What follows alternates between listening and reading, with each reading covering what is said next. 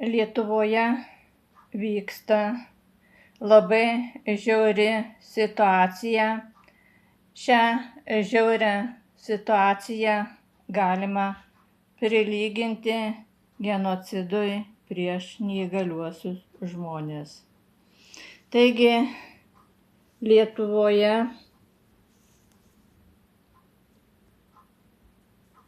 neįgalūs žmonės turintys daug sutrikusių funkcijų padaromi sveikais ir badu marinami. Taigi pasakoju visą teisybę savo tikruoju atveju.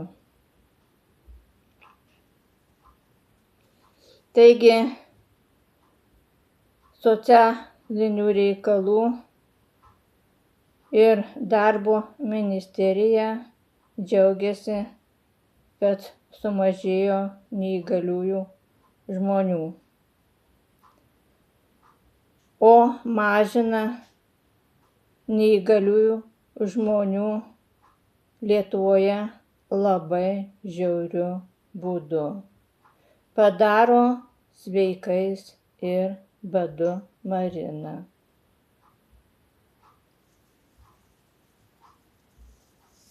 Taigi rodau sprendimą.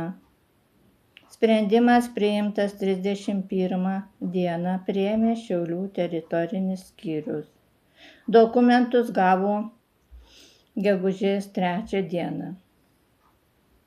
Taigi aš nuo gegužės 1 dienos, šiandien Liepos 11, gyvenu be jokių pajamų. Neturiu piniginėje nei vieno cento.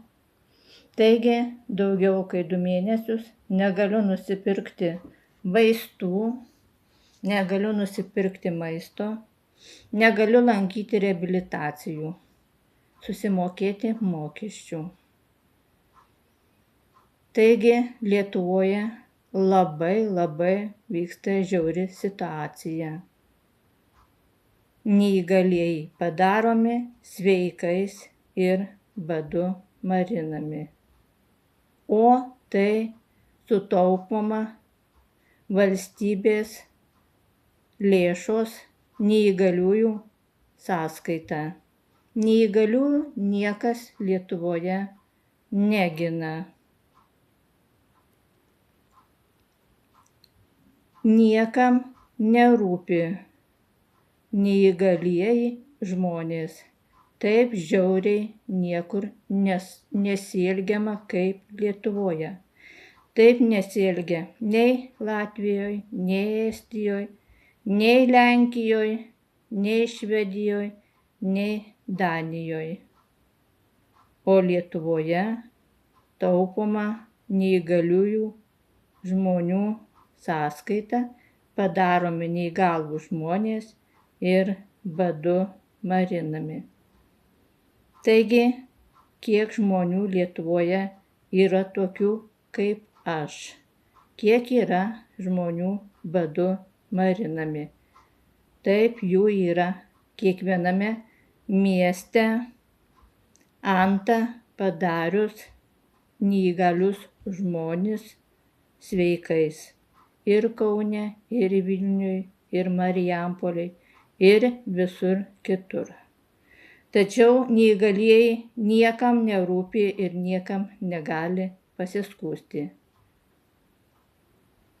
Taigi daug neįgalių yra neviltyje. Taigi nesistebėkite, kodėl Lietuvoje tiek daug savižudybių. Kodėl žmonės šoka nuo tiltų, kodėl eina ant bėgių ir kitais būdais žalojasi.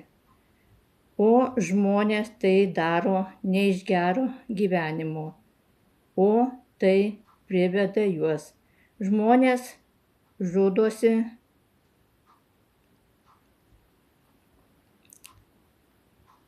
arba kitokiu būdu žalojasi iš nevilties. Jūs pagalvokite, kai žmogus yra 2 mėnesius daugiau ir neturi nei 1 cento piniginėje. Kokia žmogaus gali būti būsena?